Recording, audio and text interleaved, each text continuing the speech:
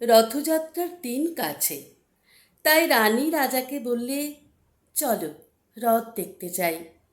রাজা বললে, আচ্ছা। ঘোড়াশাল থেকে ঘোড়া বেরোলো, হাতিশাল থেকে হাতি। ময়ূরপঙ্খী যায় সারি সারি, আর বল্লম হাতে সারি সারি সিপাই শান্ত্রী। দাসদাসী দলে দলে পিছে পিছে চলল। কেবল বাকি রইল একজন, রাজবাড়ির ঝাঁটার কাঠি কুড়িয়ে আনা তার কাজ। সর্দার এসে দয়া করে তাকে বললে, ওরে তুই যাবি তো আয়। সে হাত জোর করে বললে, আমার যাওয়া ঘটবে না। রাজার কানে কথা উঠল, সবাই সঙ্গে যায়, কেবল সেই দুঃখীটা যায় না। রাজা দয়া করে মন্ত্রীকে বললে, ওকেও ডেকে নিও।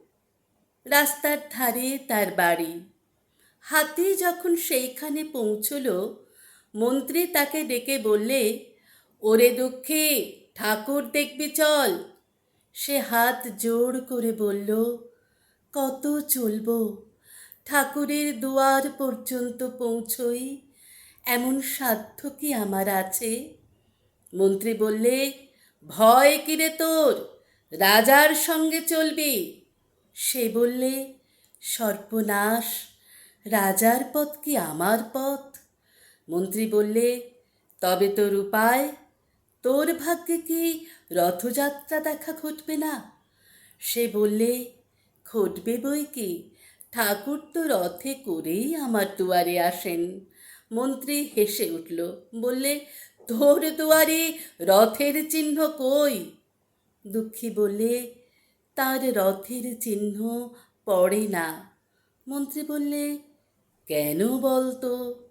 দুঃখী বললে, তিনি যে আসেন পুষ্পক রথে। মন্ত্রী বললে, কই রে সেই রথ? দুঃখী দেখিয়ে দিলে, তার দুয়ারের দুই পাশে দুটি সূর্যমুখী ফুটে আছে।